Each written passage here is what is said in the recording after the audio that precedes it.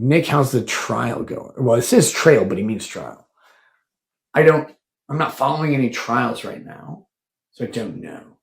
If you mean my case against Montagraph, then that's not a trial yet. We're a long fucking ways from trial.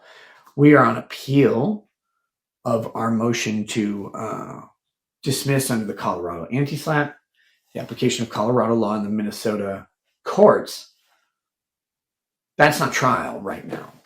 So we moved to apply the Colorado Anti-SLAPP, which is not a motion to dismiss, but a motion for summary judgment under Colorado law.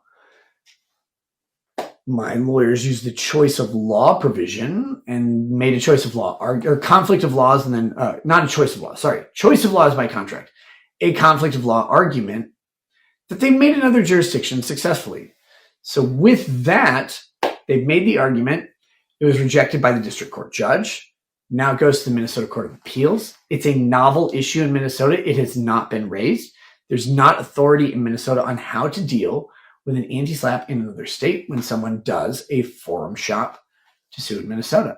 Montagraph does not have damages in Minnesota. He has damages, allegedly, in Colorado, where he would live. That's what he says in his complaint. People are following, apparently, in my direction. His reputation is damaged.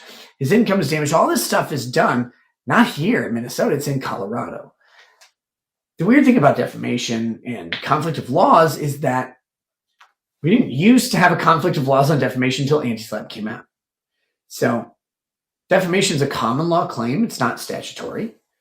And it's all about, do you damage someone's reputation? Now, before Anti-SLAPP, there's no conflict of law provision because it's common law. So basically, every state implements the same type of defamation analysis, right? They use the Supreme Court's model, New York Times versus Sullivan, and then a couple other kind of refining things, Saint Amant and some others. They do that, and they go, okay, all of these are the same. There's no conflict here. So any state can apply defamation law. You just need to find the proper jurisdiction. Once Anti-SLAPP is introduced, now Minnesota and Colorado have a conflict of laws. One has an anti-SLAPP, one doesn't. Minnesota's anti-SLAPP was struck down by the Minnesota Supreme Court because it foreclosed a jury trial and the actual assessment of evidence. All right? So jury's purpose or judge's purpose as a fact finder is to find out the actual facts, is to suss out what happened and then create the narrative out of the two conflicting stories, right? That is the fact finder's job. That's what a jury is for. If you dismiss a lawsuit based on an evidentiary standard, as some anti-SLAPPs do, Texas, California, Minnesota's old one, then the fact finder, in this case the judge, would be required to assess evidence, but that evidence wouldn't be introduced under the rules of evidence or examined and challenged in the way evidence normally is. That's why Minnesota shut down. They said you have a right to a jury trial when it's proper. And here's the thing. Summary judgment is not a dismissal with an evidentiary observation. Summary judgment is an analysis that requires all the facts alleged to be in agreement. You say, actually, there's no conflict here. There's no reason for a jury trial because the jury doesn't have to find out the facts. The defendant agrees with the plaintiff's facts for the purpose of the motion. Then if there's no substantial issue, it's a disagreement on a material fact. If that doesn't exist, then you don't need a jury because none of the material facts are in dispute. So then the judge just applies the law. We asked for that. The judge, to our opinion, improperly applied the conflict of laws analysis.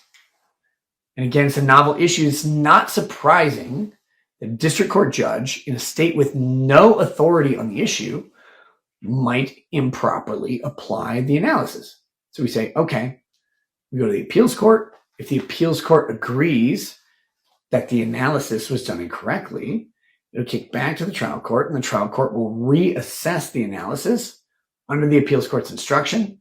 Say, here we go.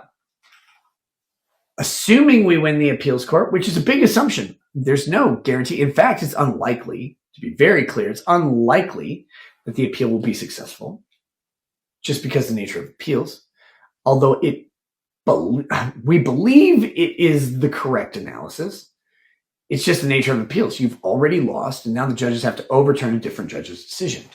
Percentage-wise, it's not a great bet. But you can't bet on law in percentages because that's not how the law works.